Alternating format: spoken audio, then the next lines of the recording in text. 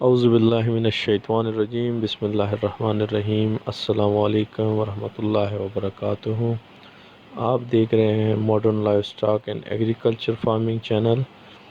इस चैनल से आपको लाइव स्टॉक और एग्रीकल्चर के हवाले से काफ़ी कुछ सीखने को मिलेगा।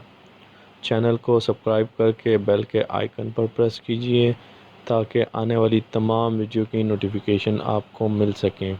वीडियो को लाइक कीजिए और अपनी राय का इजहार कमेंट में लाजमी कीजिएगा। तो आइए चलते हैं आज की वीडियो की तरफ।